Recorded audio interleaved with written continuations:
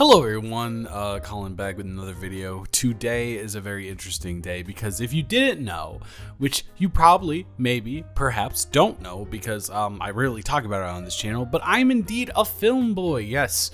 A movie lover through and through, film degree and all. I have the receipts and diploma to prove it, but I wanted to talk today about the last year in film. That's right, 2020 in film. And regardless of what fellow content creator and friend of mine, AJ Ford, says, 2020 was a shit year for film. Not only because of all the blockbusters being postponed, but because there just weren't that many good options on the market. But if there were, you can bet your butt that I probably saw them, and there are probably a lot I didn't see just because I said that comment. But we're just gonna talk about them, and that's how it's gonna go. We're gonna go worst to best every single film. This isn't gonna be long. I'm not gonna talk your ear off about like number 125 on my list of 125, but so yeah, it's gonna be relatively rapid pace, kind of like a podcast type environment. I hope you guys enjoy. These are all of the films that I saw in 2020. So it turns out I don't even have 125 films on this list, but at number 114, we have Christmas Zombies. Christmas Zombies is euphoria. Christmas Zombies is something that every so bad it's good connoisseur should have on their plate. It came out at the end of this year, and it was a late entry into the worst film of the year category, but by golly, did it sweep it by a landslide. And when we go over some of the other films in this, you're going to be surprised that it did. But yeah, Christmas Zombies is the epitome of awful. It has a Christian value message forced in there somehow. One of the best Neil Breen impressions that I've ever seen in my entire life. Overall, it's a gorgeous product that made me and my girlfriend laugh from start to finish in hysterics, essentially. So yeah, go check it out, but you can't, because the best part about this film is it's $10 on Prime Video. So good luck finding it somewhere. I don't know what to tell you. Sorry. At number 113, we have Homeward. Homeward is the Asylum film version of Onward, and if you're looking at the animation on your screen right now, I don't really think that I need to say anything else. Now, not only was Onward a mediocre Pixar project, but if you take that into consideration, you make a mediocre project, an Asylum film, it's just going to be one of the worst films of the year, and it definitely was. Number 112 is Agent Jade Black. I'm not going to say anything about Agent Jade Black because I made a whole video about Agent Jade Black that you should definitely go check out right now. I'll leave a card to it in the top right hand description. Spy, glorious shithousery. Amazing. Loved it a lot. Number 111 is Driftless, which is actually a feature film that came out of my university. Grand Valley State University produced this film as their summer film project, and a couple of my friends worked on it, and needless to say, it's a piece of garbage because it's a college film, but yeah, it's something that you don't need to see, and you can't see because I saw it through a Vimeo link that's private, so sorry about that. Number 110 is The Murder of Nicole Brown Simpson. After the Hilary Duff film last year that I can't remember the name of whatsoever, these murder Hollywood exploitation films have risen in abundance, and none of them made their name more known this year than The Murder of Nicole Brown Simpson. It's awful looking, it's awful acting, it's awful everything. You should never watch it in your life, but if you do, I wholeheartedly apologize. Number 109 is Abigail Haunting. During the beginning of quarantine, I went on a journey with my mother to discover the inner pits of hell and depths of horrible films on Amazon Prime. And this was the first one that we saw that we were like, holy shit, this is just going to be a gold mine. It's awful horror at its finest, horrible cinematography, just a gross product to watch that is, the jump scares are just laughable. I wouldn't recommend watching this one though. It was just hard to get through. Number 108 is Norm of the North, Family Vacation, another addition to the Norm of the North canon, which is up to what, 4 films? 5 films now?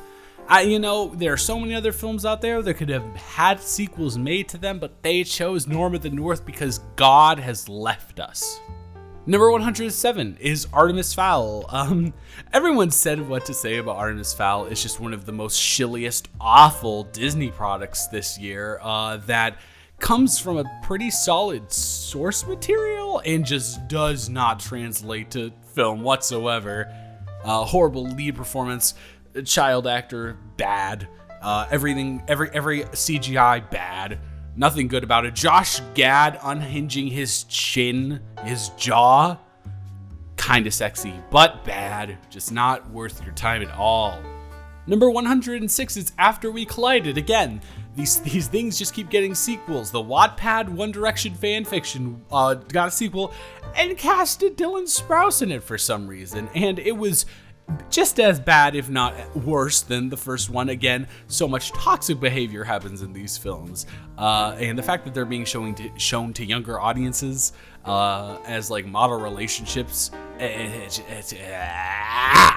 Number 105 is The Tax Collector. Me and my friend Weston saw this at a drive-in theater, and we didn't know what was going on half the time, but we did know that Shia LaBeouf had an awful accent, and there was far too many cuts for my liking, and the story just did not know how to be told. But overall, it was kind of fun, and by kind of fun, I mean not fun at all. Number 104 is Jiu-Jitsu. Jiu-Jitsu is a movie that we talked about on our podcast, Banter for Two, which you can find on Spotify, and it is another addition to the So Bad It's Good canon. Something that I enjoyed more than most things. The most fun Nicolas Cage performance this year by far, even though there are slim pickings on that one.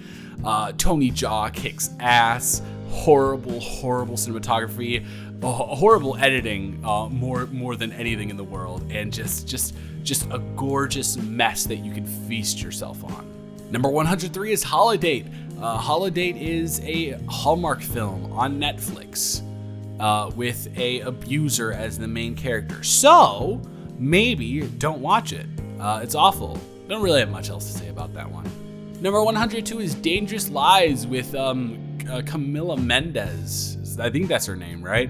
And can I be honest with you guys? I forgot about this film. I watched it on a Netflix party with my girlfriend, and I have no fucking idea what happened in the entire thing. So I'm just gonna move on. But the fact that I don't remember any of it, it should signify that you just don't go for it. Number 101A and number 101B are my boyfriend's meds. And the reason why they're split up like this is me and my best friend Trent went to see the Spanish version of this without subtitles. I can speak Spanish, so that's how it works. And we went to see the English dub of this. And my God, is it glorious? Is it magnificent? Just essentially like a really shitty telenovela just wrapped up into he forgets his pills, going on a vacation with this girl he likes, and that's like essentially the plot of the film. Again, this one is a beginning of the year one, so I can't remember as much about it, but it is, oh man. So yeah. Number 100 is Fantasy Island, one of the worst plots this entire year. Lucy Hale, I believe, Michael Pena having just awful performances. A horror film that isn't even a horror film. It's just kind of like sci-fi trash, but I didn't even enjoy it for the trash that it was. So get it out of here. I still believe a Christian movie that doesn't actually push its Christian message too much. Too bad the lead actors are KJ Apa and Britt Robertson, who haven't made a single product that is good for either of them in their entire life. So yeah, that kind of sucks for them. The story is actually decent in real life, but it's pretty shitty in the film. Number 98, Like a Boss. One of my favorite cinematic moments of this year is Billy Porter walking out of a restaurant yelling, "Witness my tragic moment." It's gorgeous. It's beautiful. Salma Hayek is ridiculous. Tiffany Haddish is ridiculous. Rose Byrne is just awful. Which super surprised me. I'm expecting ridiculousness from Tiffany Haddish and Salma Hayek with like the worst wig in the world on, but Roseburn, come on. I don't know. It was a lot of fun. It was the first film that I saw in theaters this year, and I can't wait to go back to a theater again. The Turning. Finn Wolfhard kills things. I guess that's it. Number 96 is Dolittle. I showed up to Dolittle on opening night, and not a single person was in the theater for opening night. This is before Corona and everything like that. So that should tell you where I am with this film. It is a tragedy. There's a part where a dragon, who again is not an animal, Dr. Dolittle should not be communicating with it, but he farts, and he farts out items that he's eaten. So yeah, that's about it. I don't really want to talk about this anymore. Also, Robert Downey Jr., man, you better be getting those Marvel checks because your career is going downhill fast. Number 95 is My Spy. Yes, the trailer that you saw for like a whole year and then got dumped on Amazon Prime, and nobody has seen since, with Dave Bautista, where at the end of the trailer, one of the actors goes, it's like the wedding scene from Shrek, and then that's like all I know about this film. I can't remember any of it. Sorry. Number 94 is Songbird. It is a film about a pandemic, specifically the one we're going through right now, made in a pandemic. To which I have to say, why? Why did you decide to do this? Who signed off on it? And more importantly, can I get them fired from ever being behind a film again? Number 93 is Love Guaranteed, which I don't even know if this is a Netflix film, but I just have to assume that it is because of how awful it is. And man. You can't really, I don't think terms and conditions are meant to be interpreted that literally, but hey, what do I know? I'm just someone who watched movies. Brain hurt. Number 92 is Magic Camp. Did a podcast on this one, but man, Adam Devine is really trying. Number 91 is The Witches. I already did a podcast on this one, but man, Anne Hathaway is really trying. Number 90 is Capone. Another so bad it's good canon. Tom Hardy puts on one of the most hilarious performances that I saw this year, and there's a part where he is like shitting in a diaper, and there's poop sound effects going on, and he's shooting up his house. And I don't really think I need to say anything more than that to convince you to watch it, but if I do, Matt Dillon shows up for like 10 seconds, and that's always fun. Number 89, Sincerely Louis C.K. I just don't get Louis C.K.'s humor, and after everything that he's gone through, I'm just not a big fan. Not gonna give you much on this one, sorry. Number 88 is The Wrong Missy. I was gonna make a video about this and the Happy Madison scam where they just go on vacations for every single film, but god damn if this did not suck. David Spade has like no charisma as a lead actor, and there's just nothing funny here. The overacting of his romantic lead just does not work whatsoever. It just comes off as annoying and just grating to my psyche. And yeah, it was a rough ride. Number 87 is Scoob. I already have a video on this on the channel, so you can check that out in the car in the right-hand corner. But yeah, man, they really had the chance to make like a pretty solid film, especially with the animation, but they just couldn't pull through. But what do I really expect from Warner Brothers at this point? Number 86 is Trolls World Tour. It's Trolls World Tour. The only saving grace is Anderson .Paak sings for like a minute and a half, and that made me very happy. But nothing else about this film made me happy. Number 85, The War with Grandpa. Robert De Niro tries to murder a child. No, that's not actually what happens, but like it gets pretty close. It's a little bit scary at times, and the morals of the ethics of an adult man engaging in combat with a young child is weird, but it's a family film. Who cares? Fun for everyone. Number 84 is Superintelligence. You put Melissa McCarthy in a movie, you put James Corden in a movie, and I'm just not gonna like it. Sorry. Number 83 is Half Brothers. I don't know what to say about this one. I saw it at a screening, and it's about two guys going on a road trip to find out who their like mom was, or what like the situation with their dad. And the dad's like a really manipulative piece of shit who on his deathbed essentially like clickbaits and like cliffhangers his actual sons. So yeah, and from then on the movie's just messed up. Number 82 is The Last Shift, which is just performative activism at its finest. It's just horrible political, racial commentary that just does not work whatsoever and does not have a engaging main character for us to sympathize with. He's just racist, and that's it. So, garbage. Number 81 is The New Mutants. It's The New Mutants. It's a film that's been on the back burner for like 4 years. Did you expect anything good from it? I didn't. And but I was surprised by the tinge of racism in there. That tasted pretty awful to me. Hey, what do I know? I just watch movies. That's all I do. Number 80 is Coffee and Cream. Ed Helms is in this, and of course he's Ed Helms, being one of the biggest voids of charisma in film history. Awful, trash, garbage, don't watch it. Number 75 is American Pie, Girls Rules. If you could have seen my face when I saw Zach Gordon come on screen in an American Pie film, I lost my shit. Also, when Madison Pettis came on screen, also lost my shit.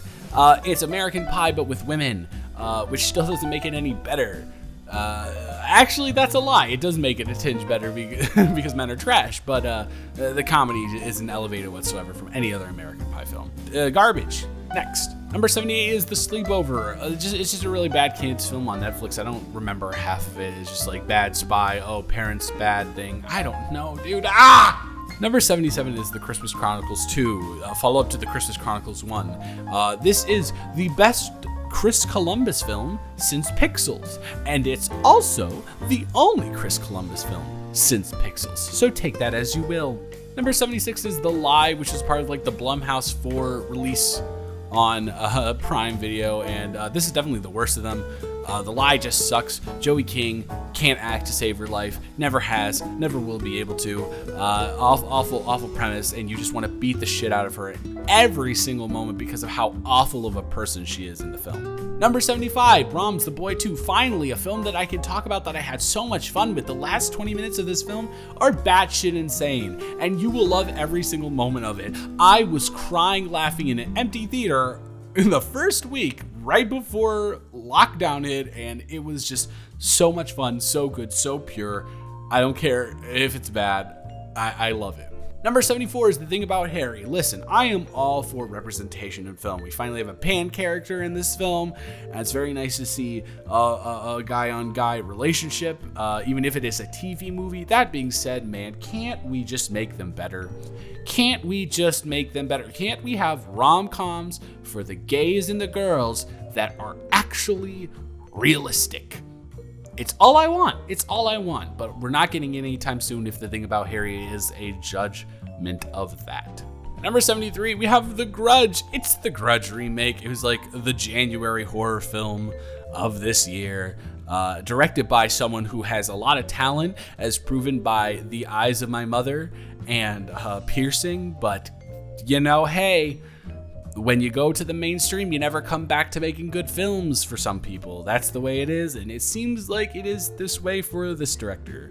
Number 72 is Milan. So imagine the original Milan, and then take away every single thing that made it what it was. The adventure, the creativity, the humor. Just take all of that away. Mushu, take all of that away, and then you get Mulan live action. Number 71 is Animal Crackers. I don't remember this. There's some, they eat animal crackers and they turn into animals. I don't know, dude. I'm sorry. I wish I could tell you more, but just don't watch it, I guess. Number 70 is Jack in the Box. It's a movie about a Jack in the Box that's haunted. The end. Number 69 is Sonic the Hedgehog. It's awful.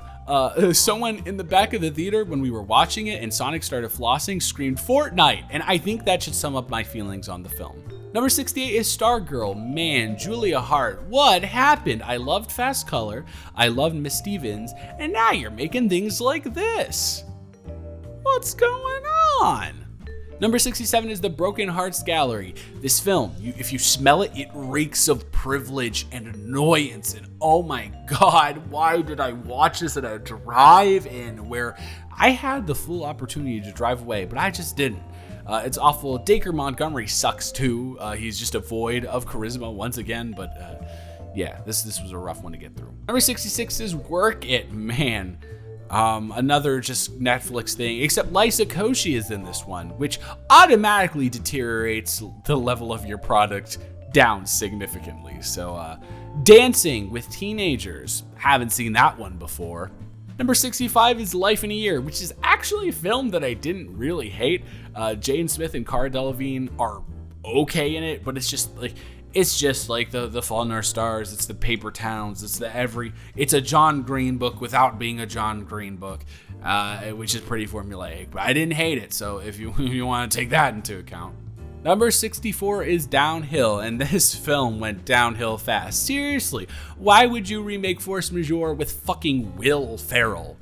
What a great job. What a wonderful idea. Let's remake one of the best films of the past decade, with one of the most interesting plot lines ever and interesting conundrums and decisions ever made in a film. And let's do it with Will Ferrell, the dramatic master. Yeah, good idea. Number 63 is Hubie Halloween. I have no idea why I was super excited to see this when it came out. I was like, hey, it'll be a fun Adam Sandler movie, but of course, boop, ruin my expectations. It's just another Happy Madison film. It's not as offensive as most Happy Madison films, which most people are like, oh, you're talking about the ones from like the early 2010s. No, the Wrong Missy is pretty offensive. So yeah, this one was just rough for me, but overall, pretty harmless, actually, surprisingly. Number 62 is The Happiest Season. Controversial opinion. I really don't like this film at all. All of the family characters, except for Kristen Stewart, who is the main character, are just awful. Her girlfriend gaslights her the whole film into thinking different things and making her act ways that she clearly does not want to be acting, and she doesn't end up with Aubrey Plaza at the end, which breaks my little heart. Number 61 is The Rental, the most Dave Franco film he could have made for his directorial debut. And again, just more gaslighting, it's in a horror film, so it's okay this time. But yeah, it's just kind of boring. There's nothing that like sticks out about it. There's no spectacular technical aspects. There's no spectacular acting. It's just overall just not great. Number 60 is Freaky. Also did a podcast on this one, but Vince Vaughn carried this film on his back. The mannerisms that he absorbs and obtains from being a teenage girl is kind of scary in a way. But overall, it's a very, very interesting premise, as most of the films who are directed by this guy who did Happy Death Day and Happy Death Day 2 are, but the execution just does not work for me. It's just very millennial. It's just very millennial quirk dialogue that just does not work for me. But hey, it'll probably work for some of you. Number 59 is Vivarium. Vivarium is a film that, in theory, I should absolutely love. Jesse Eisenberg and Imogen Poots are in a world where it's just a bunch of houses and they get delivered a child and they have to put up with the child, but they're trying to escape. But it's just so pointless. There's no point to the film. There's no overarching thing that they're trying to achieve. There's nothing that I could be like, ooh, this is something that I care about. Just nothing. Number 58 is The Rhythm Section. Again, another early release in the year. I don't remember much about this other than being kind of bored but kind of intrigued. And I'm sorry that I can't give you a better review than that, but that's what I got. Number 57 is Prom. I hated Prom, but it's an alright musical. You know what I mean? Like it's an alright musical. The musical aspects of it are definitely what holds it up here. Not the horrendous acting. The singing's actually just alright. And the underutilization of Nicole Kidman is blasphemous. Come on. Like on the surface, I should hate this film more because James Corden and Meryl Streep. But it's just Number 56 is The Lovebirds. You put Kumail Nanjiani in a film and you put Issa Rae in a film and you put them together and it's a comedy and like a chase comedy. You think I would love that. But overall, the dialogue really holds this one back. It's pretty corny. It's a pretty generic storyline. Didn't really get much out of it. But it was fun. I'll say it was fun. Number 55 is Black Box, another one of the Blumhouse 4-film release. And I think I actually like this one a decent amount. It's boring and it's formulaic once again, but Phylicia Rashad is in it, and she is just a magnum opus wherever she goes, queen of all queens. But yeah, the premise is interesting, and again, once again, like most of these films I talk about at the bottom here, they just can't execute it. Number 54 is Chemical Hearts. I like this film a lot. Not saying much on how I viewed it critically, but because, man, Lily Reinhardt and the other dude, I think his name was Austin Abrams, don't quote me on that though, they don't have a lot to work with here. The dialogue is so pretentious, it's so teenage, it's so angsty, it's so gross, and that holds this back from being actually a pretty decent, like, more serious Fault in Our Stars YA type of film. Number 53 is An American Pickle. The concept is nifty, and now that I look back on it, I might like it more than I initially rated it, but I did do a podcast on this, so you can check that out. But it's just fine. It's just cool. I like the dual Rogans. I think the dual Rogans work well, and the fact that it's like a commentary on social media and stuff like that. But overall, I like the fact that it's a commentary on that stuff, but the commentary does fall a little bit flat, and there's the plot just meanders all over the place a lot. Number 52 is The Lodge. The Lodge is a film that I had a lot of hopes for. This was from the directors of Goodnight Mommy, which is a pretty solid film, but just didn't do anything for me. Again, no point, no sense made. A horror film where everything could have been solved from either perspective if they just took like 1 minute to think about it, but they didn't. Again, a controversial opinion, but hey, that's kind of what I do. Number 51 is Bad Boys for Life. Will Smith, Martin Lawrence, so much charisma there. It's just a fun action film. They accomplished what they needed to. It's nothing more, nothing less. It's just an average, fun, blockbuster film. Number 50 is Coda, which is a film that I don't know if many people have seen. It's Patrick Stewart, and he plays the piano. And he's very good at playing the piano, and that's something that I did appreciate about this film, but there's not really much to it other than that. It's just kind of like serene background film that, like, if you're reading or if you're cooking, you could just turn on, and it's just there to watch, but not much depth to it whatsoever. Number 49, Bill and Ted Face the Music. I have seen no other Bill and Ted films, so I'm just going off of this. And it's all right. It's super campy, and it knows that it's super campy, but it has fun with what it is, but it never pretends to be this like great product. So overall, it's just cool. It's cool. It's cool. I didn't hate it. A lot of people that I watched it with did hate it, but yeah, it's all right. Number 48 is Vampires vs. the Bronx.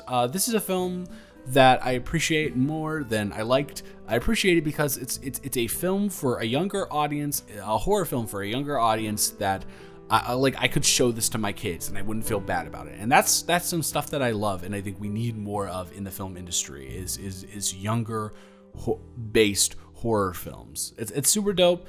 Love the atmosphere of it. But overall, it is pretty corny, so I can't put it too high. But I liked it. Number 47 is Underwater. TJ Miller's in this, so automatically it can't be good.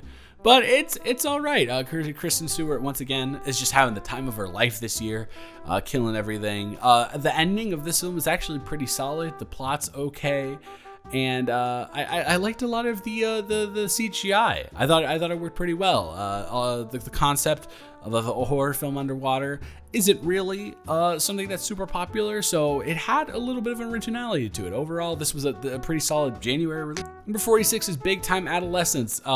In my opinion, the lesser of the two Pete Davidson films this year. There is just, growing up is weird, essentially. I don't know, dude. It's just kind of boring. Number 45 is the Harley Quinn movie Birds of Prey, and I actually like this film a decent amount. I don't really like DC films at all whatsoever, but yeah, this one was pretty chill. The choreography is great. The characters suck. The acting sucks.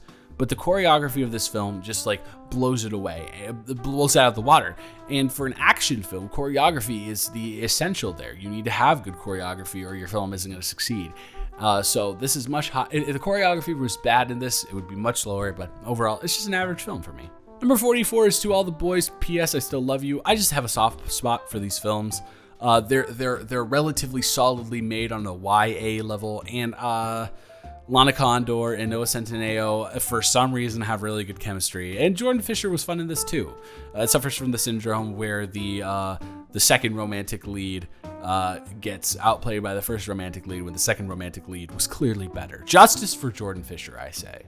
Number 43 is Let Him Go. I'm going to be honest with you, I didn't watch this movie whatsoever. I was at a screening, I was super distracted, but from what I gathered, Kevin Costner, Diane Lane, saving a baby, pretty cool. Number 42 is Greenland, a film that I thought was going to be awful and turned out being not so bad. Post-apocalyptic, one of the best roles from Gerard Butler in a very long time, which is a weird thing for me to say, because I don't think Gerard Butler has ever had a good performance, but pretty tight, pretty compact, pretty action-packed, and the action's really not that bad, and it's just overall a decently tense atmosphere to exist in for the 2 hours that you give it. But then you don't think about it for, like, after 10 minutes have passed.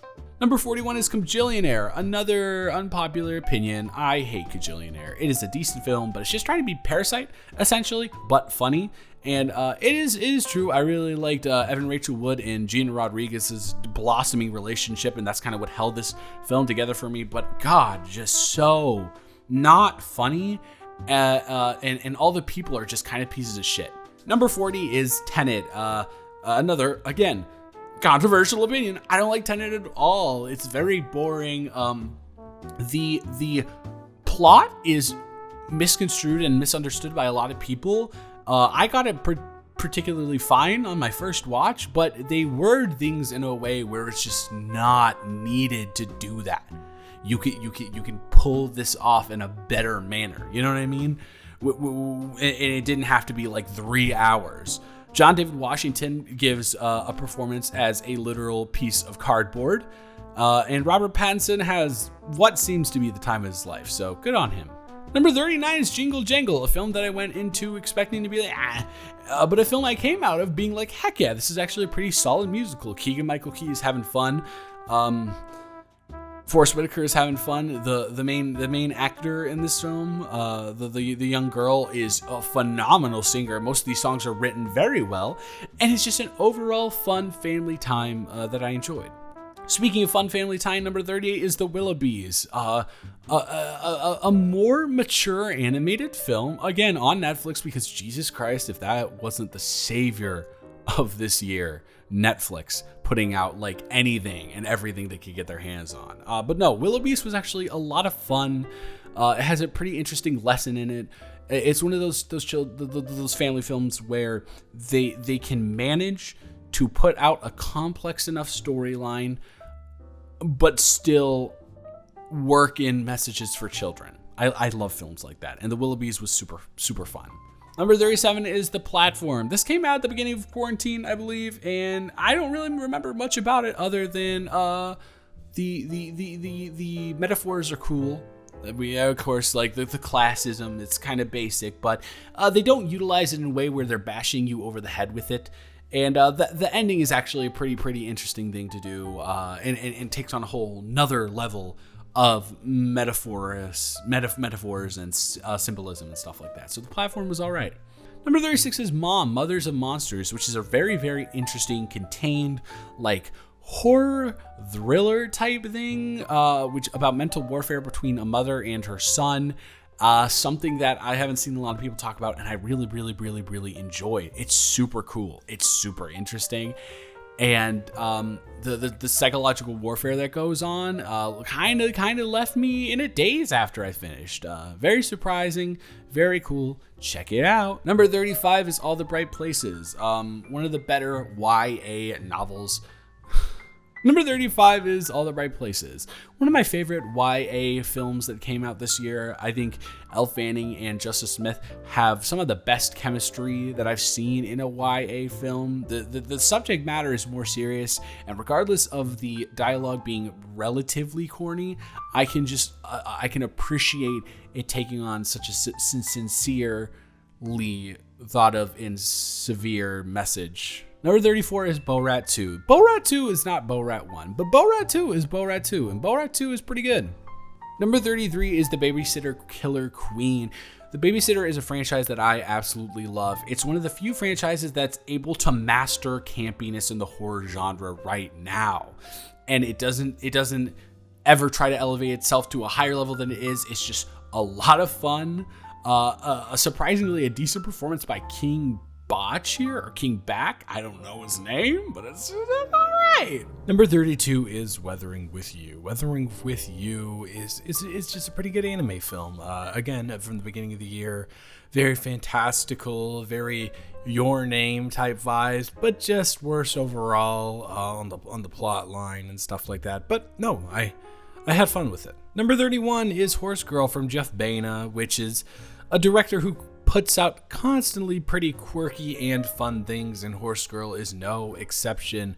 Man, Alison Brie just really goes for it here and has a lot of fun. Debbie Ryan is good in the first thing ever. I don't think she's ever been good in anything else in her life, but overall, it's just a little too spaced out for me, but I definitely had a lot of fun with it.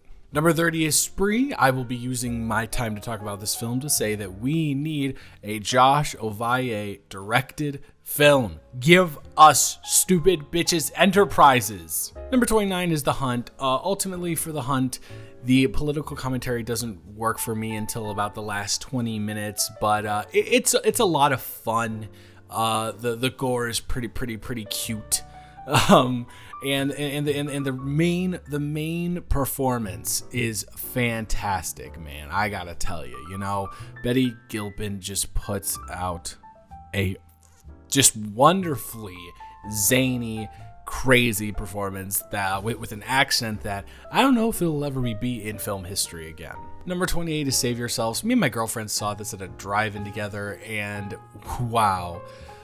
We couldn't see shit out of the front because it was completely fogged up because the car battery died. So, yeah, but from what I saw of this film, it was once again, I know I'm saying this about a lot of these films, it was a lot of fun. A nifty little sci-fi experience that is just really out there, but not in the way that's like quirky garbage, but in the way that it's like, oh, this is really absurdist and really fun, and I'm enjoying watching this on screen and just watching it unfold. It's pretty cool. It's out there. It's fun. I don't know, and definitely this is a film to watch out for, especially considering it's a debut film from two directors. So yeah.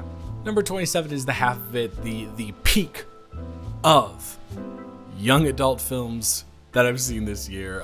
It's a very interesting story about representation. It's a very interesting story about unrequited love that I haven't seen particularly tackled this way, in a very gay way, which of course we love to see. And this is the film that I feel really brought on the himbo swing of 2020. I'm just saying. Number 26 is Gretel and Hansel, the take on the classic story Hansel and Gretel, but instead it's a very interesting director at the helm this time. Oz Perkins, the Blackcoat's daughter, is so good, and going from that to a more mainstream January horror film, I could have gotten a lot worse. Sophia Lillis is fantastic. The set design and the costume design and the production design, all is just magnificent, but the dialogue just really does not work in this. It's a little bit too pretentious, but it's a lot of fun, and I really enjoyed it. Number 25 is Swallow. Swallow is a film that I feel like could have been much better than it was, but nonetheless, it's such an interesting concept. It's such a unique concept that it couldn't possibly be bad, about a woman who becomes obsessed with swallowing things. And I don't know. It's more somber and less ridiculous than I would have expected, which kind of detracts from it just a little bit, but I don't know. It's a very interesting look into the human psyche, and for that I have to commend it. Number 24 is Onward. It's Onward. It's a basic average Pixar film. What do you expect? I'm not gonna say anything else about it. Sorry. Number 23 is The Invisible Man, the last movie I saw in theaters before everything went to shit. Elizabeth Moss is just so good in everything that she does, and this is not an exception. She is holding this film together by the strings, and I think that The Invisible Man itself could have been utilized more in a scarier way, but I can't complain about this film. Technically very competent, acting very competent, just overall just a chill, fun horror film. I keep using the word fun. Jesus. Number 22 is Palm Springs. And all I have to say for Palm Springs is that it is the perfect way to use Groundhog's Day in a film. I think Groundhog's Day is a trope that does not work. It is very overused, but they use it here in the perfect way, so no one should ever do it again. All right, Hollywood? I'm looking at you. You better be listening to me. Number 21 is The King of Staten Island. We did a podcast on this also, but Pete Davidson here shows that he can act. The intro sequence to this film and the outro sequence to this film are incredibly beautiful and definitely some of the best of the year in my personal opinion, especially the intro sequence that not a lot of people are talking about. Moises Arias is in there, and he's always a ride. But yeah, I like a more dramatic turn from Pete Davidson to see him actually delve into his own psyche. And this is a Judd Apatow film I liked, which is very uncommon. Number 20 is The Empty Man, the sleeper hit of the year, a psychological thriller horror that nobody talked about because it was dumped without a trailer coming out within a week of its release, and it's so good. It's a slow burn psych horror. Similar to Hereditary, similar to a lot of other psych horrors out there that I'm not going to name, but it's so interesting, and I'm disappointed that this did not get the recognition it deserved, nor did it get the release that it deserves. So everybody out there, please go watch The Empty Man. You will not be disappointed. Number 19 is She Dies Tomorrow, another very, very, very conceptually rich film that was pretty solid, like amazing to me until like the last 20 minutes or so, where it just kind of falls apart a little bit and doesn't really have a concrete ending. And by concrete ending, I'm fine with ambiguous endings, but it doesn't even like have an ending at all, essentially. So yeah, but Amy Seimetz is so good in this, and so is Caitlin Schell, who I just watched in the comedy. Fantastic performance, but yeah, Amy Seimetz really hits the mark with this one. Number 18 is The Devil All the Time, a film that I was very, very excited for. Antonio Campos is a fantastic director. The cast is star-studded, but ultimately it left me a little bit underwhelmed. Some of the performances didn't live up to the hype that I expected for it, and although I really appreciate the way that the story is able to intertwine all of these segments, somehow for me it just does not serve too much of a purpose, and it does get a little bit jumbled up sometimes. Number 17 is Yes, God, Yes, one of my friends AJ Ford's basically favorite film of the year, and although I'm not that high on the film, it's very good, and sex is cool. Number 16 is Blow the Man Down, which I think it's like a Coen Brothers film, but like badass female as fuck. It's this like beautiful portrayal of like New England, and by beautiful I mean horrific. it's so stunningly eerie and so stunningly mundane. There's so much beauty in all of the simple, like kind of gross things about this place, and I don't know. They really managed to make it work here, and I loved it. Number 15 is I'm Thinking of Ending Things. I don't really want to talk about I'm Thinking of Ending Things much because I will very likely make a video on it at some point in the future, but just know that it is the best book that I've ever read, and it let me down massively. Fuck you, Charlie Kaufman. Eat a dick. Number 14 is The Unbreakable Kimmy Schmidt, Kimmy versus the Reverend. One of the funniest things that I watched all year. It's Bandersnatch, but for Kimmy Schmidt. And Daniel Radcliffe plays her prince husband. So yeah, that's all I got to say about that. Go do it. Titus Burgess is a king. Number 13 is Bad Education. This one is really supported solely by something that I consider still to be probably an Oscar-nominated performance in Hugh Jackman, who just knocks it out of the park as a well-meaning but corrupt principal.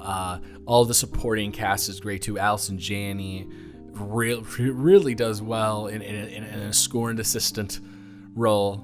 Ray Romano is wild as shit. It's insane. It's an interesting turn from Corey Finley that I like to see expanded upon in his next film. Number 12 is Shirley. Again, another film held up by the greatness of Elizabeth Moss, but also just the eerie tension that the cinematography and editing portrays here. The score is also fantastic on this one. Michael Stolberg is great. Logan Lerman is wild in this. And I don't know. It's one of the eerier films that I've seen this year, and I just love the tension and atmosphere that it all brought to me. Number 11 is Wolfwalkers. I got to see it in theaters, and boy, was it so gorgeous. 2D animation is such a valuable art form that we need to properly appreciate, and I believe that G Kids is really, really bringing that in and hitting that home. I loved it. I love it a lot. It's wholesome, it's interesting, but it's complex enough to make it a valid family film. Go watch Wolfwalkers now. It's one of the only good things Apple TV Plus has ever done. Number 10 is His House. There are good horror films, there are bad horror films, there are even just mediocre horror films. But what we can never have enough of is important horror films. Horror films that have a message to say. Horror films that dive into realms that we do not generally see in cinema. And His House does that so well that I don't want to say anything else about it other than just go watch the movie. Number 9 is Get Duked. It's like Edgar Wright, but a little bit more juvenile. And I had a blast. There's so many quotables from this film. DJ Beetroot is a godsend from acting heaven. Just 4 lads out in the countryside trying not to die. It's on Prime right now. Go watch it. It's so much fun. I had a blast. Not many other people did, so maybe you won't like it because people say it is an Edgar Wright copy, but I think it almost does some things better than Edgar Wright. Sorry, Edgar. Number 8 is Sell It in the Spades by Tyresha Poe. Oh my gosh. A film starring Jarrell Jerome, also starring Lovey Simone, who is 1000% the breakout star of this film and someone that we should be seeing in films for years to come as a staple of the Academy, as a staple of anything. She knocks this completely out of the park. There's so much to love here. It breaks down the dichotomy of high school in little cliques, but they're like mafias. They're like several mafias. Absolute and complete black excellence that cannot be denied whatsoever. I loved it. Again, it's on Prime right now. Go watch it. Number 7 is The Vast of Night by Andrew Patterson. Everybody has been talking about this one. A wonderful micro-budget sci-fi short that I watched 2 times within the span of 3 days. The last 20 minutes sent my spine shivering. Gorgeous, especially considering the budget that it's on, and I could not ask for a better film with the money given. Loved it. Again, it is on Prime. Go watch it right now. Number 6 is First Cow, the only A24 release, and of course it has to be up here. I did a podcast on it already, but man, Kelly Reichardt just knows how to direct, doesn't she?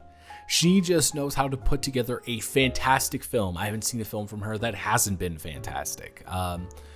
A slow burn to the nth degree, and something that not a lot of people will enjoy, but if you enjoy just wading through like an ocean, but like to your knees, and just like going through the mud and just feeling and absorbing all of the coolness around you, and all the environment and all the atmosphere. First Cow is the film to do it with. At number 5, I have Never, Rarely, Sometimes, Always. Eliza Hittman just takes everyday life and just delivers it to you.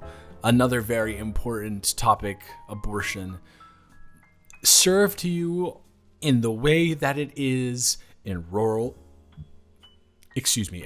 America. There's no better way to put it. It's so organic. It says so much with such little dialogue that I can't help but say you need to watch it right now. Number 4 is Minari. I got very lucky to see Minari. I copped a screening of it for like $12 in the middle of December, and it's just so good. Steven Yeun should be nominated. Han Ye-ri should be nominated. The interaction between the son and the grandmother is just so wholesome, holistic, and it portrays the American dream from an outsider's perspective better than I've seen in most films. So, top tier film of this year, needs to be acknowledged by everyone. Number 3 is Black Bear, which is a film that would generally see the top of my list. It is a mind bender. It twists and turns around every single thing. Amazing performances from all 3, Aubrey Plaza, Christopher Abbott, and Sarah Gadon. I love everything about this movie, except for a little bit of a drag near the latter half of the second act, but it is so amazing to just see how this unfolds. Amazing performances, amazing dichotomy, amazing structure, pure brilliance from Lawrence Michael Levine. Number 2 is Residue, the literal hidden gem of the year. I'm not going to say much about this, but Marawi Jarima is someone that everyone should be looking towards. It's like The Last Black Man in San Francisco, but less dreamlike and more organic, even though it still is dreamlike. I don't know how to portray this film in words in a way that I'd be able to sell you it. But know that it's one of the most important films that I've seen all year, and more than likely one of the most important films I've seen or will see in the 2020 decade. Go watch it right now. It's 90 minutes. That's all you need. As close to perfection as one can possibly get. And number 1 is Soul. Yeah, that's weird to me too. As someone who has been a big advocate against Pixar for the past decade, I had no idea that a Pixar film would be my number 1 film of the year, but everything about it works. It is so genuine and it is so introspective for a Pixar film, especially considering the films that have preceded it have not taken that route whatsoever. It's existential. It provokes so much thought inside of you. It's gorgeously animated. The music, the jazz. Oh my God, the jazz, right? I think this would be a Damien Chazelle movie or something, but it's not. I know I'm being sarcastic, but I'm still blown away with the film to this day. So that's why I'm having a bit of difficulty saying stuff about it. But I'm sure you have seen it. I'm sure you've formed your own opinion on it because it's Soul and it's Pixar. But yeah, Jamie Foxx with one of the best voice acting roles I've seen in a while. Tina Fey manages to make her work in a Pixar film, and gotta love to see Daveed Diggs sprinkled in there as well. Beauty in its purest, most concentrated form. So yeah, that's 2020. A rough year, but towards the top, we got some pretty good heavy hitters there. Not a 10 this year for me, but hopefully next year I'll be able to scour and find one out. So yeah, guys, thank you for watching the video so much. I'd like to give a huge shout out to our patron, Weston Kentucky, and our producer, AJ Ford. If you'd like to join the ranks of our patrons and get a pretty nifty gift per level, I would recommend checking out the link in the description. Also, we have our Spotify, our Twitch, and our Twitter in there as well. I hope you have a wonderful rest of your day, and I will be talking to you in the next one. Peace. Goodbye. I said peace. I didn't say goodbye. Fuck.